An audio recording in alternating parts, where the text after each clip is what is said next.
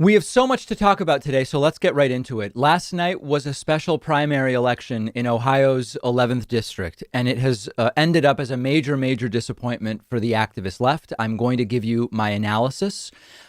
First, we will look at the results, and unfortunately, I'm reading a lot of what I think are, I would just call them overly dramatic analyses about this race from some on the left. So I'll give you my sense of what I think happened in a moment. Let's first look at the results.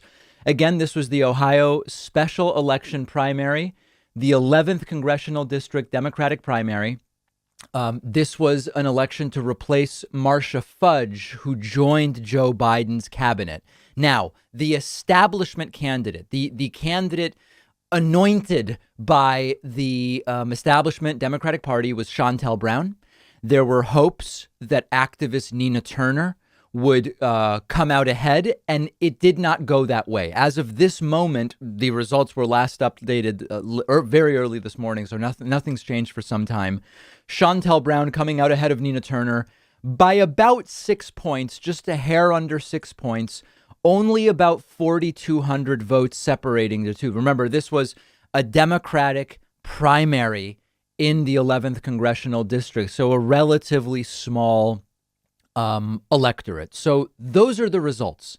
And I want to give you my analysis of what took place. But first, I want to talk about some analyses that I think are just missing the mark here. There are narratives being pushed about what happened here in certain circles that just don't make sense to me. I'm not against these being possible analyses, but when I look at them, they don't make sense. One is this was a racist thing against Nina Turner. Now, if you look, you would notice that Shontel Brown, Nina Turner's opponent who won, is also black. So it just being racism, which I've seen a couple of hot takes, just doesn't make sense to me. So then when you dig deeper, some people will say, well, what we mean by that is Shontel Brown is not as black as Nina Turner in a lot of ways.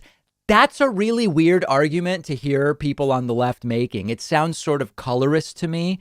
And I understand what they may mean by that is that Nina Turner has more issues of particular concern to the black community as part of her platform than Shontel Brown. But to say Shontel Brown is not really as black as Nina Turner, that's a very weird thing. I can't get behind that. So then it gets to, well, Shontel Brown had significantly more white supporters. That's what we mean. Whites who didn't vote for Nina because she's black, but they voted for Shontel Brown despite Shontel Brown being black. That's really weird to me. And again, most of the district is black. This is it's like 53. We'll look at the numbers in a sec. 54% black district. That's a strange thing to say to me. That doesn't really make sense. So then another one I'm seeing is that Israel picked Shontel Brown and Israel funded Shontel Brown because Nina Turner is for Palestinian rights. This one's also kind of weird. And, you know, there aren't that many Jews in that district. It's a mostly black district, 54%. Some of the white voters are Jewish, and some of them are Democrats, and some of them voted in the Democratic primary. So I think what they're getting at is that a group called the Democratic Majority for Israel supported Brown over Nina Turner, and that's true. Now, there's the perception, rightly or wrongly, that Nina Turner is like against Israel's existence. I've not seen evidence of that, and Nina Turner has denied that. Nina Turner also came out against the BDS movement, but she's also against legislation to curb BDS.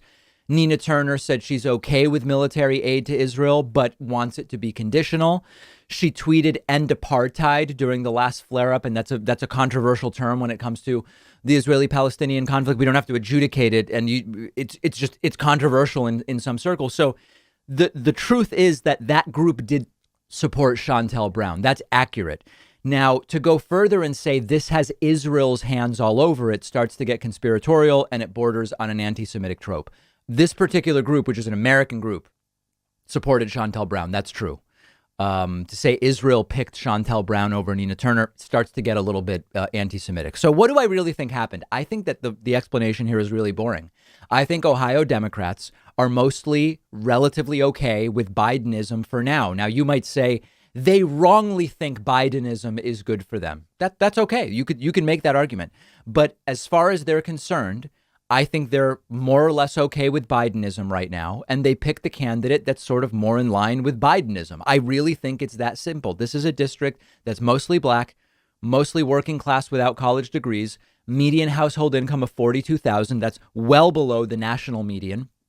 And they're just sort of okay with a more moderate approach. It is Ohio, after all. Now, one other thing. There are claims that Brown went negative with lies against Nina Turner.